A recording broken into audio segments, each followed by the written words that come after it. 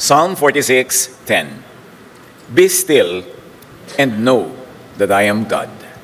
Turuan niyo po kami, Ama, na manahimik, magpaubaya sa pagkilos ng inyong banal na Espiritu. Sa mga tamang panahon, kami manahimik, marinig ang inyong tinig, maakay niyo kami sa kaliwanagan.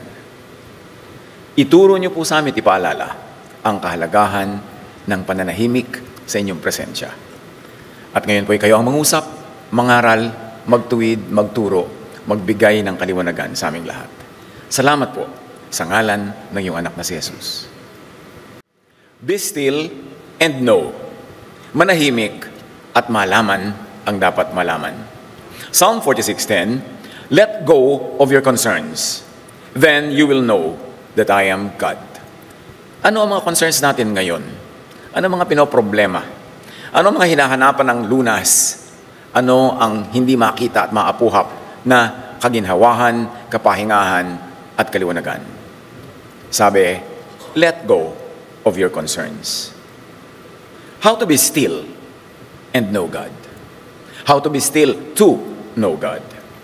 First, trust in God's constant sovereignty and power. Do not focus on momentary troubles. Huwag magtuon sa mga panandalian ng mga panggugulo na nanggagaling sa kapaligiran. See the big picture. Matthew 5:44-45, your Father in heaven causes His sun to rise on the evil and the good, and sends rain on the righteous and the unrighteous. What is Jesus saying here? That blessing is universal and constant. Laging nandun ang blessing ng Ama. Just find and receive it.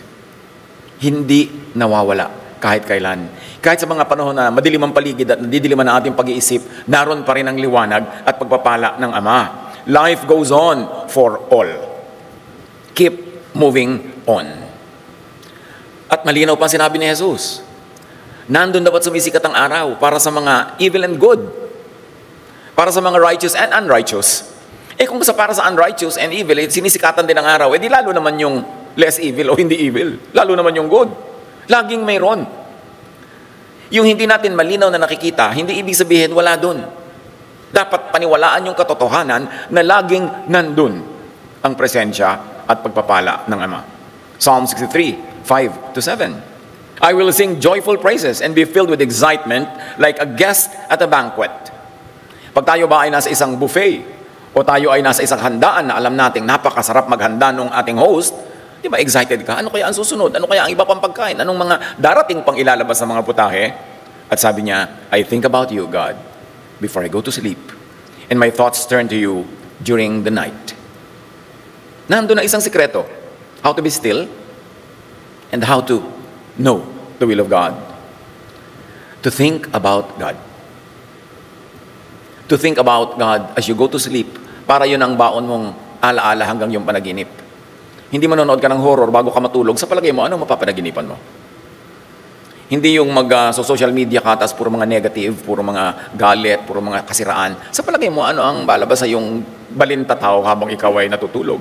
Yun ang sikreto, to always think about God. And what do we think about God? We think that God blesses even nga the evil and the unrighteous. That our God is a God who blesses. At lagi yon, day and night. At sabi, you have helped me. And I sing happy songs in the shadow of your wings. Recall God's track record of saving and helping you, of goodness to you and everyone else, even to the undeserving. Then rest in that safe place and assurance that God always blesses. No. Review God's teaching in text, kasi ang teaching ng Diyos nasa religious text, and also in creation, in nature. Because God is the author of nature, God is the author of natural law. So, review God's teachings and laws and principles, both in religious text and in creation, in the surroundings, and have peace. God is in control. Huwag niyong problemahin kung ano nangyayari sa planeta as a planet. Nagre-renew ang planeta, nagre-replenish, nagbabalance. And in that balancing act, sometimes we are in the way. Kaya tayo natatamaan. Tulad ng kidlat, mahalaga yan, to recharge the atmosphere. Huwag ka lang pakalat-kalat na ikaw ang mga kandidatong tamaan nun. Kapag ka bumabaha, ibig sabihin talaga may oversupply of tubig or napabayaan natin ang environment, kaya walang puntahan ng tubig. Tumira ka pa sa daan ng tubig, bagamat kumisan kasi wala kang iniisip na choice dahil kulang ka sa resources, pero nandun ka kasi sa dadaanan, huwag ka magtaka na naanod ka. Gawin ang magagawa para umiwas sa mga ganun. Wala namang masungit na panahon, walang masamang panahon kasi lahat ng panahon ay gawa ng Diyos. Dapat ka lang mag-adjust. Umiwas sa panganib. Huwag kang tumira doon sa mga lugar na guguhuan ng mga bundok pag nalusaw ang lupa. Eh di safe ka. Kailangan tayong mag-adjust. At laging alalahanin, nandyan ang blessing. Meron kang choice. Dapat lang malinaw sa atin na may choice and practice that choice. Job 12, 7-10. If you want to learn, then go and ask the wild animals and the birds, the flowers and the fish. Any of them can tell you what the Lord has done. Every living creature is in the hands of God. Eh di lalo ka naman. Today is proof of yesterday's blessing. Hindi ba buhay ka pa ngayon? Ibig sabihin, binless ka all throughout hanggang ngayon. So huwag yung pagdududahan. At kung ikaw naman ay binawi at sumakabilang buhay, eh doon ka naman. Blessing pa rin yun. Everything that happens is a blessing to those who love God and are called according to His purpose. Kailangan lang ibukas ang mata na blessing ito. Meron iniwan ng Papa. Eh di blessing. Kasi tingnan mo nga yung track record nung nang iwan. Karapat dapat ba naman talagang kumapit tuko ka doon? Eh, source ka ng headache mo yan. Hindi salmahay, salamat po, iniwan ako. Hindi ko na kailangan pang ipagtabo yan. Ecclesiastes 1:7, all rivers empty into the sea, but it never spills over. Kahit daw kailan, hindi umapaw o napuno ng sobra-sobra yung dagat. Ngayon, kung sasabihin mo, bakit po ako tinamaan? Kasi sobra ka naman lapit sa beach. Tumaas-taas ka kasi. Lumayo-layo ka doon. Dahil alam mo naman, every season, lalaki yan, liliit, lalaki, liliit. So, there is design. Therefore, may designer. At kung may designer, alam ng designer ang nangyayari sa design 24/7. Dapat lang din nating alamin yon para tayo maka-adjust. One by one, the rivers return to their source. This is so amazing, huh? You're talking about ancient scripture that talks about the water cycle. Alam nilang yung tubig, pabalik-balik lang. Mula sa ulap, magiging ulan, magiging ilog, pupunta sa dagat, mag-evaporate. Diba? Pagkatapos, magiging ulap na naman. Paulit-ulit lang.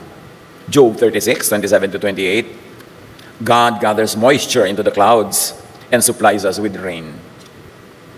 Ancient knowledge, but is anchored on the never-changing truth about our Creator, about the designer of life.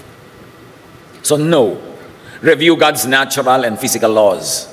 Kasama yan sa true spirituality, the natural sciences, because God created nature. Gusto mong sumunod sa God's law, hindi lang yan religious law, hindi lang yan moral law, nandyan din ang natural law. Lahat yan, designed by the Creator. Know it and ride on and ride with the flow. Ride ka lang kung solid or liquid or gas ang form ng tubig. Di ba? Binabanggit na nga sa ang water cycle. So yung tubig, kung minsan yan, solid, yellow, minsan liquid. At kung minsan gas, kasi nag-evaporate. Huwag mong problemahin kung ano yung format niya ngayon. Sumakay ka na lang. Eh kung solid, edi solid. Kung winter, edi winter. Kung summer, edi summer. Just adapt. Kung nasan ka mang stage ng cycle, hindi lang ng tubig, pati ng buhay. Ang buhay naman cycle lang, kaya lang, tulad sa tao, bata, then nagiging kang adolescent, nag-mature, nag-adult, tumatanda, and then you pass on. And then that same thing will happen to the next generation. Bagamat hindi sa isang tao nangyayari yung cycle paulit-ulit, pero sa humanity, nangyayari yung paulit-ulit. Ganun lang yun. Sabi nga ni Solomon, wala namang bago. Huwag kang manibago dahil wala naman talagang bago. Dapat lang, alam mo kung ano mga naganap noon, anong nagaganap ngayon, na magaganap din yan uli. Sabi ni Solomon, there's nothing new under the sun. What is, was, and will be again. At maganda rin yun kasi ibig sabihin, nakakapagsanay tayo based on knowledge, based on memory, how to live life in this planet. No. Review God's spiritual and quantum laws also. Hindi ko scientific ka, ungodly ka na. Because God is a formal scientist. And science could be God's most efficient prophet. Kasi itinuturo lang naman ng science sa atin kung paano kumikilos yung Diyos. Na nung unang panahon na walang masyadong science, ang tawag nila hiwaga at mystery. Pero hindi ibig sabihin na ibinababa mo ang ranggo ng Diyos kung nauunawa mo yung method as science reveals. So review spiritual and quantum laws. And be transcendent. Be above and beyond needless concern. The concerns which are passing at the moment. Hebrews 11:3. Because of your faith, we know that the world was made at God's command. We also know that what can be seen was made out of what cannot be seen. Mga profound statements. Sabi niya, alam natin, dahil sa ating pananalig, alam natin na nilikha ang sangsinukob sa salita ng Diyos. Alam din natin na lahat ng ating nakikita, nakakapa, nakahawakan, ginawa galing sa hindi nakikita at hindi nakakapa. What we visually understand came from something that used to be invisible or out of sight. The physical world was made from the spiritual world. The natural from the super or supranatural. Kaya pa sinabing, and God said, let there be light. Ang daming laman nun. Yung salita ay ideya. So ang ideya ng Diyos, inisip niyang magkaroon ng light, at yung light na yun, na nasa kanya lang, sa kalooban lang niya, siya lang nakakakita at nakakagagap, biglang naging physical light na nakikita ng mga nilikha. There is this very important transport from the unseen to the seen world, from the spiritual to the material. And if you like to be scientific about it, from natural or classical physics into quantum physics, which is beyond measure of the physical sciences. Huwag matakot sa kanyang mga aralin. Ngayon, kung hindi mo maintindihan, di wag. Pero yung mga nakakaintindi, pursue, study. Because room for improvement and room for knowledge is the biggest room in the world or in the universe. Hindi mo kayang ubusin yan. So huwag kang makontento na nandun ka na sa isang madilim na sulok forever. Samantalang napakaraming liwanag at naliliwanag ang bahagi ng sansinukob na pwede mong maunawa kung magbubukas ka lang ng isip. Ang isip ay parang nakasarang bahay na may bintana na pag binuksan mo sa umaga, pwedeng pasukin ng liwanag. Dapat buksan ang isip. Maraming hindi kita at hindi abot. Pero relax lang. Hindi naman lahat nakikita at naabot agad. Pero hindi ibig sabihin wala yun doon. Ganon din yung pagpapala ng Diyos. Hindi natin laging kita. Kuminsan natatakpan tayo ng madilim na sunglasses, ng fear, ng doubt, ng concern or over-concern with what's happening in our immediate environment that we forget to look far and beyond. Para makita natin that overall, the big picture is this, that God blesses all the time. Colossians 1:17, God's Son was born before all else, and by Him, everything is held together. Pwede mo itong ma-appreciate from a spiritual standpoint na parang bugtong, parang talinghagang, di mo naman talaga maintindihan. Pero pwede mo itong ma-break down into scientific terms, physical configurations that could be more easily understood by those who seek. So understand God in spiritual terms, in natural terms, in supernatural terms, and even in quantum terms. Kasi sabi, if I climb to the heavens, you are there. If I went to the depths of the sea, you are there. Wherever I go, you are there. In other words, makikita mo ang karunungan ng Diyos kahit saang branches of knowledge, kahit saang sciences, or kahit saang totoong God-seeking theologies. Matatagpuan mo siya. Therefore, sabi, be still. It comes from the Hebrew word rapha. Nang ibig sabihin lang, let go. Gusto mong mapayapa ka? Let go. Bumitaw sa hindi mahuli. Bumitaw sa hindi mahawakan. Bumitaw sa hindi magagap. Bumitaw sa hindi mo mayakap at hindi mo maibulsa. Bumitaw para ka ma-relax. Don't struggle. What God wants to give you will come to you whether or not you struggle for it. Pag gusto kang pagpalain, walang makakapigil sa kalangitan.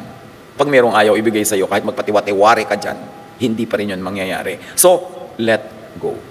When do you let go and when do you insist? Well, after insisting, after doing your best, after consistent effort, hindi naman nangyayari, makahalata na hindi yun ang para sa iyo. Kumakatok ka sa pinto para kapag buksan, di ba? Pero kung 300 years ka na kumakatok, makahalata ka naman. Baka yung susunod na pinto ang para sa iyo. Huwag ipagpilitan. Cease striving. Kung talagang wa-epek. Sabi nga nung 1960s. Huwag pilitin ang talagang ayaw pa. Meron naman ayaw lang ngayon pero baka bukas, gusto na. Tumigil magpilit, makipaglaban, makialam sa natural flow. Maghintay ng auspicious timing. Ecclesiastes 3:1, everything on earth has its own time and its own season. Withdraw from anxious but fruitless engagement. Makahalata, makiramdam kung hindi para sa'yo or hindi pa para sa'yo. It's not just about physical stillness. Pag sinabing be still, hindi ka gagalaw, mananahimik ka sa isang sulok. It's about releasing control and trusting God. Concern tayo pagka mga anak natin ay lumalabas ng bahay, ang inyong mga partner ay mahalabas ng bahay, magulang, mahal sa buhay, pero hindi ka naman Diyos. Kung nagawa mo na ang dapat mong gawin, magpaalala, magturo, mag-abot ng payong kung tag-ulan para may baon siya, naipanalangin mo na, ituloy mo na ang paglalaba. Kasi hindi ka Diyos. Wala pa yung mahal mo sa buhay sa inyong bahay, gabi na, nagawa mo na ang lahat. Para turuan siya noon pa, ihanda siya, matulog ka na. Kasi hindi ka Diyos, ipa sa Diyos. May mga bagay na binibitawan mo kasi hindi mo naman kayang hawakan.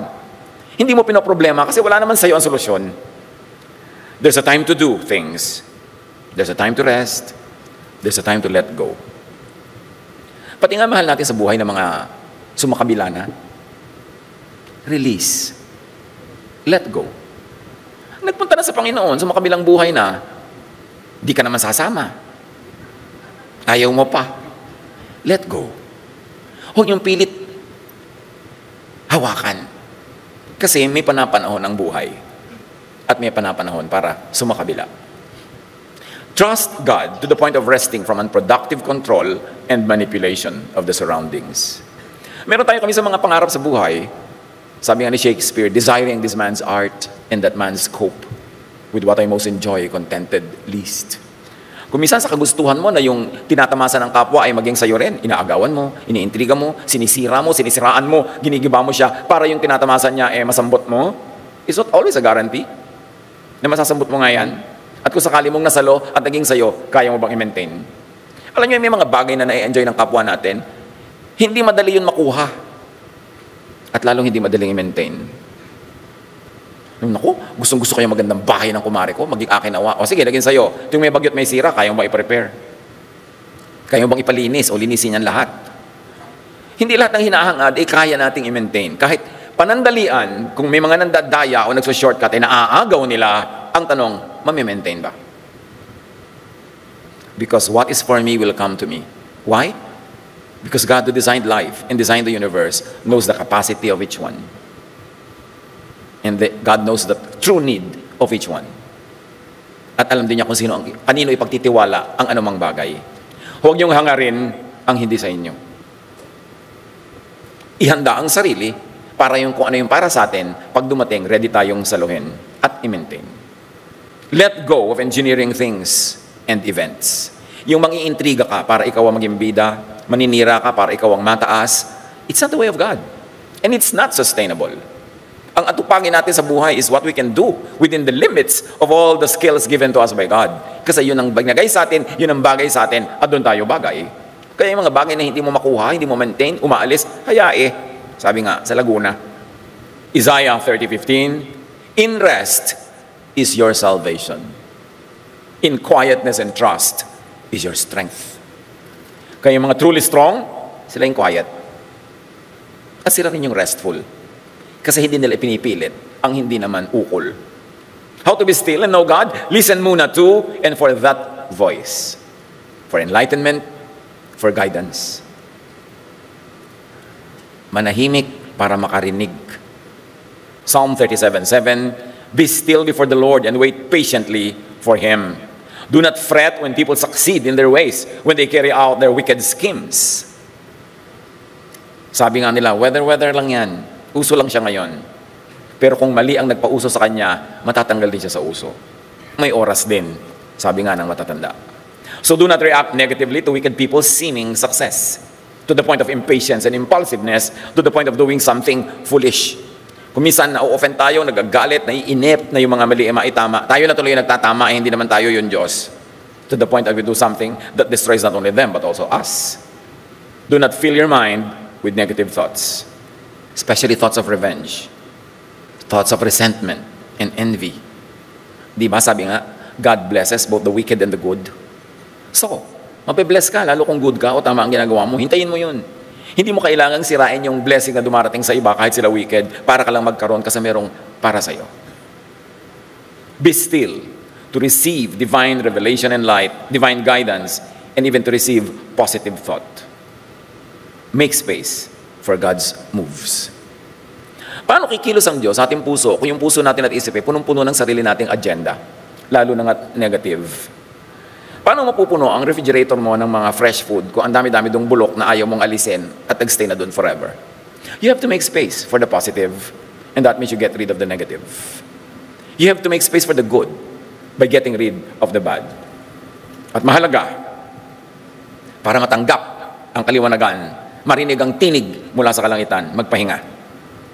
Ibalik natin yung old-fashioned magnilay-nilay, magbulay-bulay. May mga umabot pa sa atin, sa mga lola natin na lagi nakaupo sa mga rocking chair sa Silion. At kung yung mga lumang bahay may mga balkon, nandun yung rocking chair na yun, babalkon-balkon, uugoy-ugoy yung matatanda. You know why they're wise? Very streetwise, ang mga matatanda. Ang dami nilang oras mag-isip-isip, magnilay-nilay, maghunos dili, magpalit ng kaisipan, manahimik. Kaya tayo mga kapatid, let's relearn this very important survival skill, manahimik. Nagagalit ka, bago mo ipahayag ang iyong galit, manahimik ka muna. Kasi yung galit naman, aalis din yan, mga 10 seconds lang. May bugso ng damdamin na pinagbigyan mo at sinunod, sasabog kang parang bulkan, tapos maraming madadamage, pati ikaw, na ang hirap nang ibalik sa dati. So huwag ka na lang sumabog. Kasi lalabas din yung kulo na yan pag nanahimik ka. Kaya sabi nila, pag galit ka, wait 10 seconds before opening your mouth. Kasi pag nagsalita ka agad, habang galit ka, may masasabi kang destructive sa kanila at sa iyo. Sabi din ng mga psychologists, do not decide when you're too happy or too sad. Basta may extreme emotion ka, don't decide. And better not speak. Mas madali namang magsalita quietly and slowly later kaysa magbawi ng mga nasabing hindi dapat sinabi. In fact, hindi naman nababawi yan. Pwede ka lang, sorry, pero hindi na talaga matatanggal yung lamat na naibugay ng ating bugso ng damdamin laban sa kapwa. Isaiah 32:17, the fruit of that righteousness will be peace. Its effect will be quietness and confidence forever. Confidence is in silence. It's in a quiet spirit. Kaya sinasabi nga nila, the empty can strikes loud. Mas maingay, mas empty. Kasi yung latang may laman, pag nalaglag yun, may lang ang tunog. Pero pag walang laman, ang ingay, kumakaliambang, kumakampana, umaalingaw sa buong barangay, kasi empty. So do not display or parade your emptiness with your noise. Even the noise that we make sa social media. You don't have to advertise your every sorrow, your every fall, and every doubt, and every fear. What's the point? Yung mga hindi nagmamahal sa'yo, yung magalit sa'yo, matutuwa lang dahil miserable ka. At yung hindi naman nagmamahal sa'yo, wala namang silang pakialam doon. Wala ka talagang mapapala. You want to ask for help from people who will help you, for people who matter, but you don't ask help from every anonymous person. And sabi nga nila, every Facebook post is a cry for help. But why cry for help in social media? Who do you expect to help you? Palalain mo lang ang sitwasyon, you will only glorify your sorrow. So, make space in your mind for God-given and God-sent thought by emptying your mind of all the negative things. Be quiet enough to hear the divine voice. Be still to hear reason. The mind is more of a receiver than a producer of thought. Ang isip natin ay hindi yan factory of thought. Yan ay receiver of thought.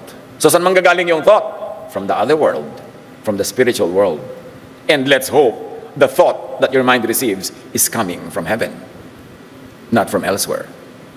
The mind receives revelation, instruction, guidance, inspiration, direction. The mind is a contact and entry point from heaven to earth. The mind is portal of heaven to earth, of God to man, of spirit to the body. Studies in psychology suggest that we are not merely producers of thought, but also receivers of external influences that modify our mental states.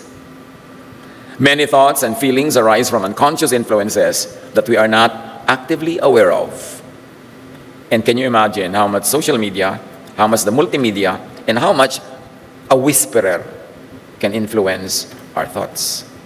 Binabantayan ng ating mga tainga at mata para napipili, nasasala, napipigil ang mga hindi dapat pumasok doon. Keep the mind free and open to heavenly messages, impulses, and frequencies. We are frequency. Actually, we are electricity also. We are energy. Therefore, we are frequencies. So, vibrate in the frequency of the divine. Kita nyo yung mga radyo. Frequencies yan. Kaya may FM, frequency modulation, may AM, amplify modulation ba yun o kung ano man, di ba? Ang ibig sabihin, frequency ang radyo. Ang lahat ng radio waves ay nandyan sa hangin. Pero yung istasyon na gusto mong pakinggan, halimbawa DWBL 1242, 6 ng umaga, alam niyo na kung ano nandun. Hindi mo yun maririnig hanggang hindi mo itinututok yung istasyon ng radyo mo, yung number doon sa 1242 or yung digital radio doon sa digit 1242. Pag nilagay mo doon yun, 6 o'clock ng umaga, nandun ang inyong abang lingkod. Pwede tayong mag-ulayaw kasi you tuned in. So yung radyo nyo, receiver. Yung frequency nasa hangin, matatanggap mo yun pag nag-tune in ka, same frequency. Ganon din ang tinig ng Diyos.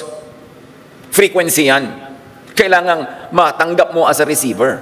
Kailangan mag-tune in ka sa frequency ng Diyos. So, saan tayo naka-tune in? Yun ang matatanggap natin. Mahalaga.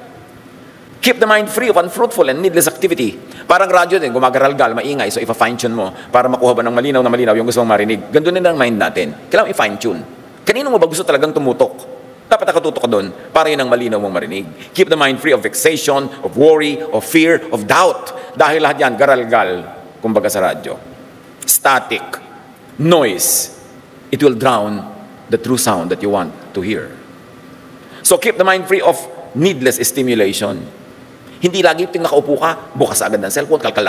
Laging may stimulation, laging dapat may nadidinig, may napapakinggan, napapanood. Wala na tuloy space for God. Wala nang space for divine revelation. Too much social media, yan ang problema natin. Napapabait ba tayo? Napapabuti ba ang ating pakiramdam, ang ating kalagayan? Napapaamo ba tayo? O napapabangis, nagagalit, na-agitate, natatakot? Piliin nyo naman. Makahalata kung anong nagiging bunga sa atin ng pinapanood, binabasa, pinapakinggan. Kasi dapat yung fruit ang ating tingnan.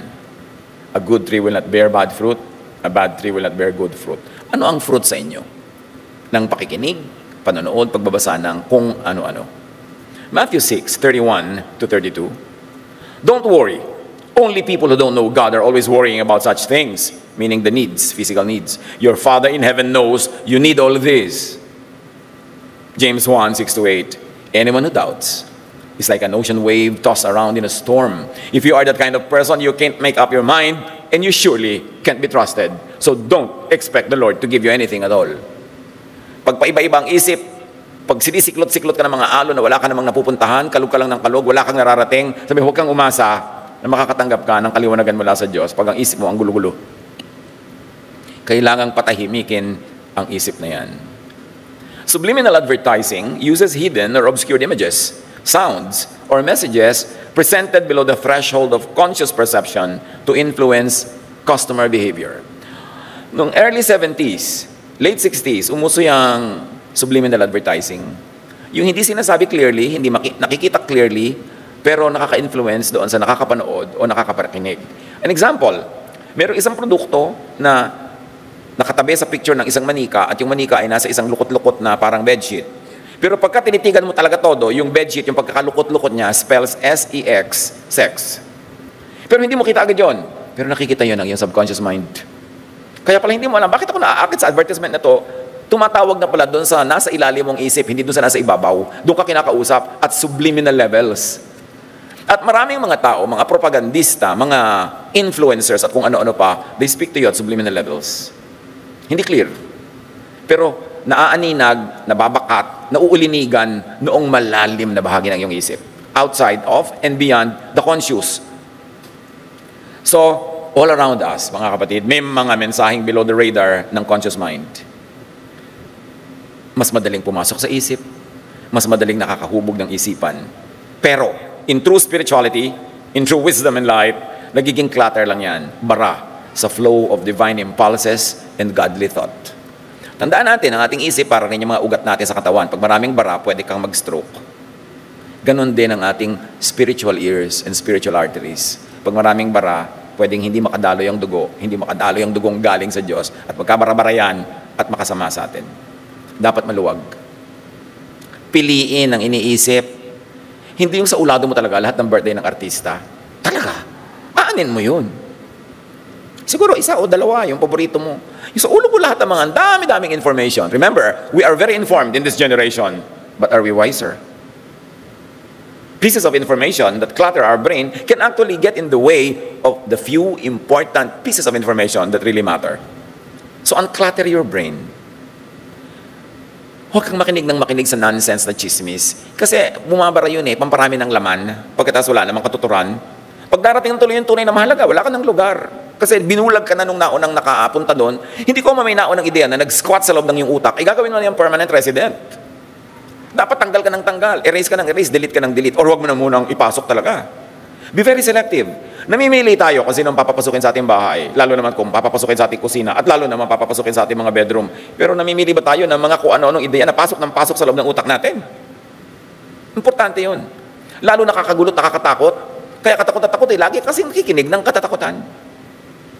Proverbs 4:23, above all, guard your heart, for everything you do flows from it. Of course, the heart can also substitute for the mind. Guard your thoughts, guard your feelings, guard your heart, guard your mind. Kasi lahat ng gagawin mo sa buhay ay naguugat sa kung ano ang laman ng iyong utak. So, anong ilalaman natin dyan?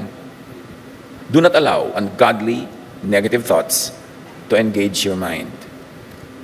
Huwag makipagtalastasan, makipag-usap ng matagal, makipagyakapan, makipag-romance with negative thoughts. Sabi nga ni Martin Luther, you cannot stop birds from flying over your head, but you can stop them from nesting in your hair. Hindi man maiiwasan. May mga negative thoughts sa parang ibong lumilipad-lipad sa ibabaw ng ulo mo, pero pwede mo naman silang pigilin na magpugad sa buhok mo. Huwag mong tagalan. Huwag mong entertain masyado. Dismiss it.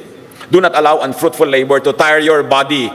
Gaano karaming pampapagod ng katawan ang hindi naman kailangan? Itulog mo na yung oras mo kaysa ubusin mo sa kababasa ng mga nakakayamot na comment. Sa kababasa ng mga sinasabi ng di naman matatalino. Bakit mo ilalagay sa loob ng utak mo yung mga hindi katalinuhan na yan? Basura.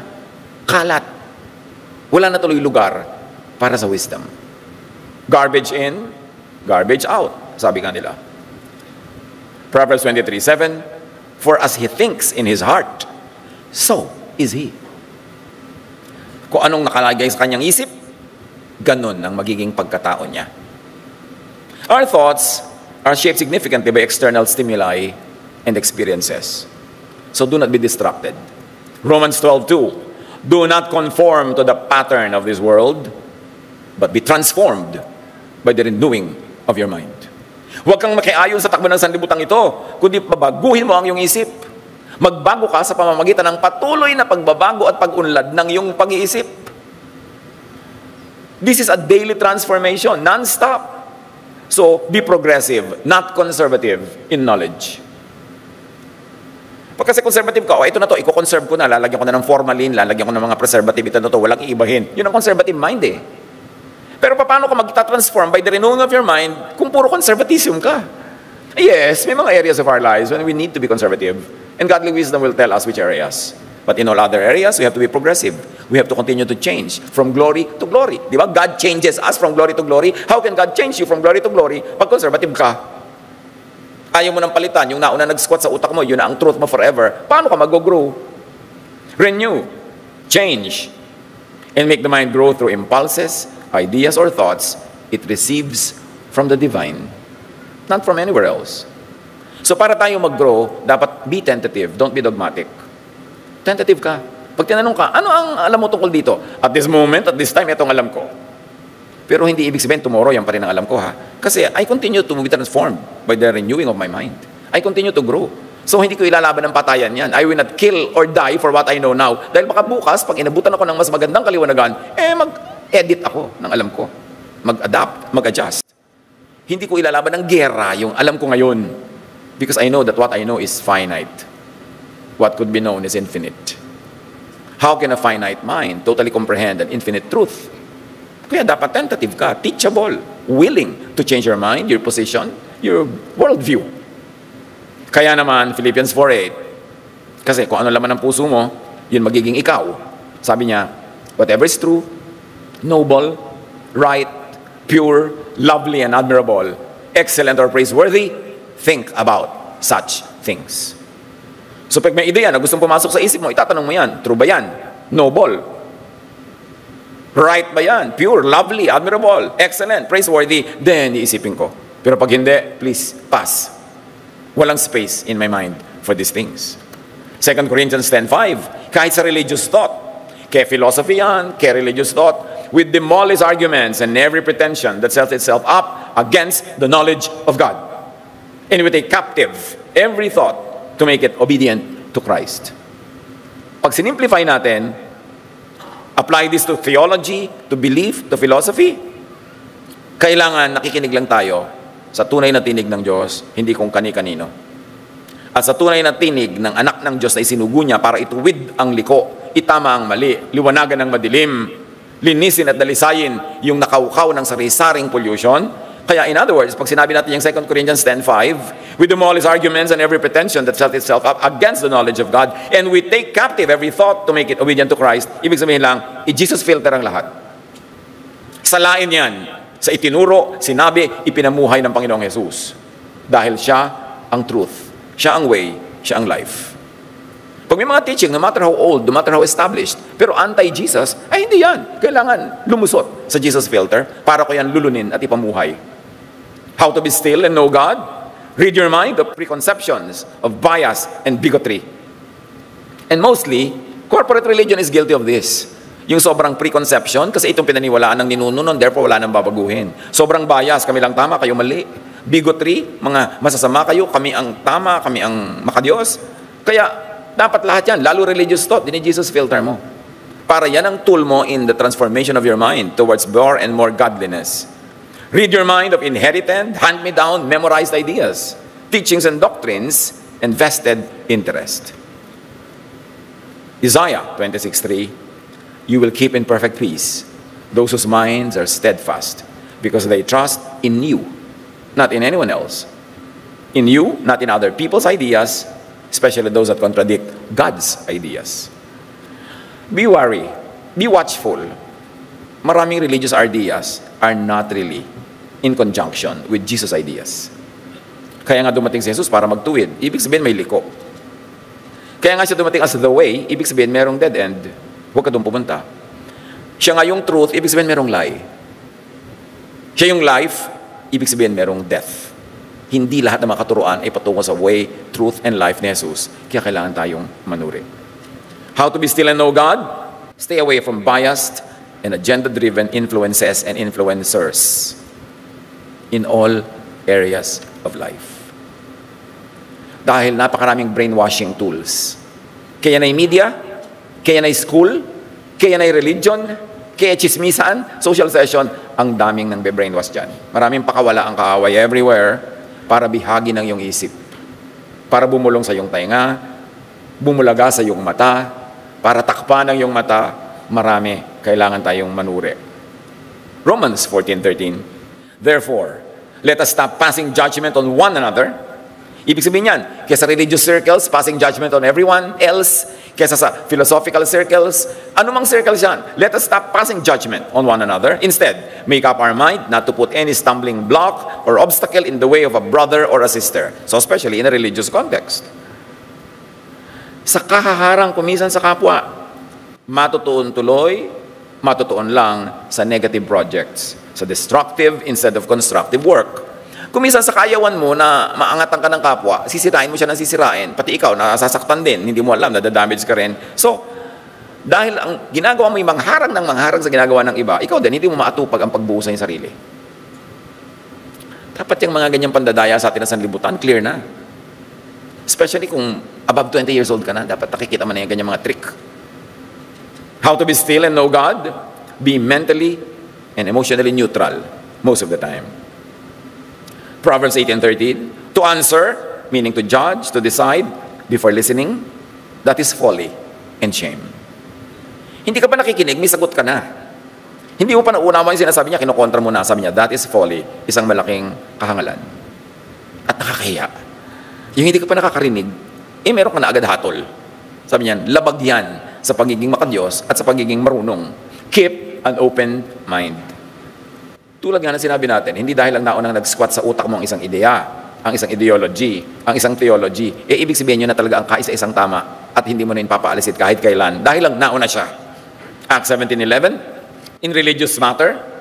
Si Paul, nung nagturo siya around the known world, his world, na-reject siya most of the time. Kasi ang itinuturo ni Paul si Jesus, itinuturo niya yung love and grace, salvation by grace. Kontra yun sa nakaugat ng mga kaugalian at katuruan. Kontrang-kontra. Kaya naturally, ang dami nagre-reject sa kanya.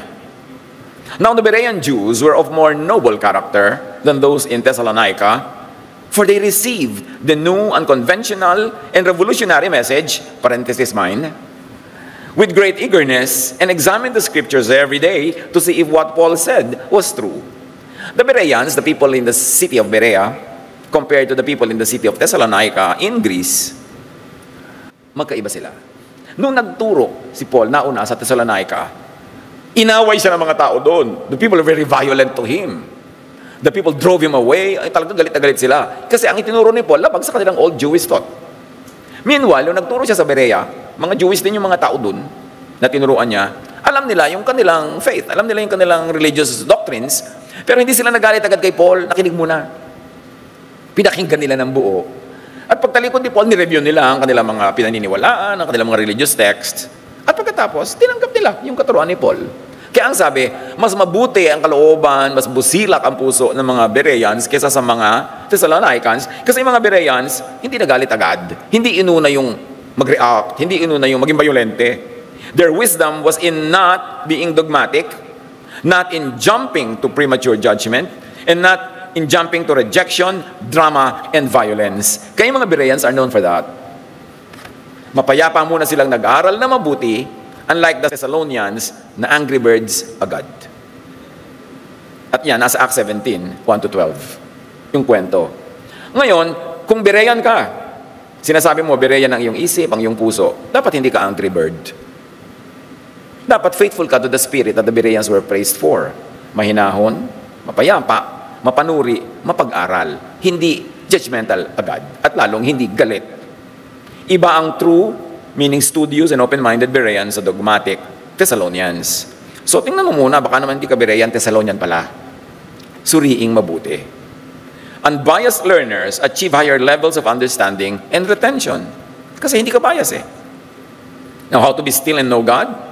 Open your mind to possible revelations, guidance, and instructions outside of your comfort zone. Outside of the so-called established truths. Kasi ang tunay na truth, hindi yan natatakot ma-challenge. Kasi ang truth will always prevail. Not immediately, not instantly, but at the end of the day, yung totoo pa rin ang mananaig.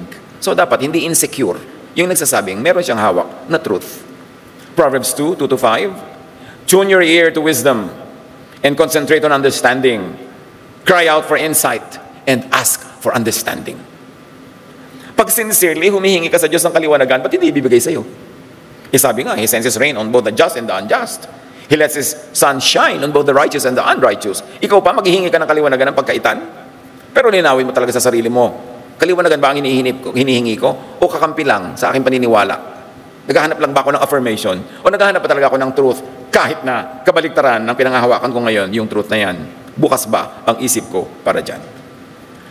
Kahit ba ang solution sa aking problema ay hindi sang-ayon sa matagal ko nang naisip na yun dapat ang solution, willing ba ako makinig? Kahit ba ang sinasabi sa akin ng karunungan na nagmumula sa kaitaasan ay bitawan ko itong nakakapit tuko ako, makikinig ba ako? Para mga counselor at counselees. Maraming mga counselees, hindi naman humihingi ng payo. Naghahanap lang ng kakampi. Naghahanap lang ng affirmation na yung dati na nilang naisip na gusto nilang gawin, ayun na nga ang tamang gawin. Kaya pag nagpapayo ka ng kabaligtaran doon, nag-walk out. Hindi counselor ang kailangan nila, kailangan lang nila ng kakampi. Kaya linawin, ano ba talagang gusto natin? Test, filter all information, and impressions. 1 Thessalonians 5:1, but test them all.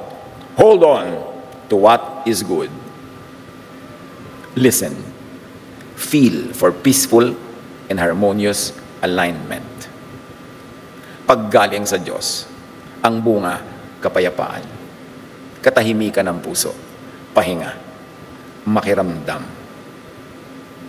Kung minsan, nag-commit ka sa isang bagay na gulong-gulo tuloy ang isip mo, hindi ka masaya, meron kang anxiety, get out of that commitment. Makinig ka, kasi malalaman mo kung ang bunga sa iyo ay kapayapaan. And most of the time, ang kapayapaan ay nasa pagbitaw sa dapat bitawan. Hindi sa pagsunggab, pag-agaw, paghabol, sa tumatakbo palayo sa'yo. Mapapagod ka lang. Makinig ka sa common sense. Kapayapaan ba ang bunga nito?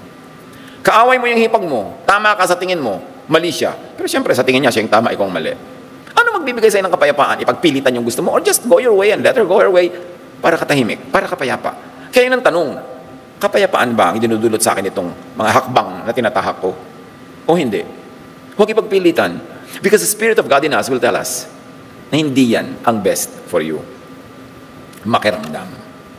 Philippians 4:7, and the peace of God, which transcends all understanding, will guard your hearts and your minds in Christ Jesus. Pag galing kay Jesus, galing sa Ama natin at Ama ni Jesus, kapayapaan ang bunga, katahimikan, katiwasayan. How to be still? How to know that God is God, that God is truth, that God is peace, that God is love? Trust in God's sovereignty and power through all of life's challenges. Ano man ang kinakalagyan mo ngayon, alam yan ng Diyos. At kung yan man ay napakahirap, hindi yan permanent. Kahit nga napakaginhawa, hindi rin permanent. Kasi laging nagbabago ang lahat. Ang mahalaga ay pagkatiwala mo kung ano man ang meron ka ngayon. At kung ayaw mo yan, umasa ka na alam yan ng Diyos at hindi kanya ilalagay dyan for no reason. Or hindi ka papayagang mapalagay dyan kung ikaw naglagay dyan for no reason. At pag nakita mo na yung lesson, the lecture will stop. Pag naunawa na natin leksyon na itinuturo sa atin kalagayan, edi titigil na yung pagtuturo. So unawain, di ba merong grade 1, 7 taon na? Nakaka-7 taon na grade 1 pa rin. Kasi hindi niya natututunan magbasa. So paulit-ulit. Kaya kung anong mga problema niyo mga kapatid na paulit-ulit, hindi niyo palang natututunan yung dapat malaman. Kaya paulit-ulit yung lesson. Kaya ikaw repeater. Lalo sa pag-ibig, repeater talaga, veterana na. Pero hindi pa rin natututunan. So bukas uulitin na naman lahat yan. Makiramdam. Be still. Let go. Release. Withdraw from anxious activity. Be quiet to listen for God's voice. God bless us all.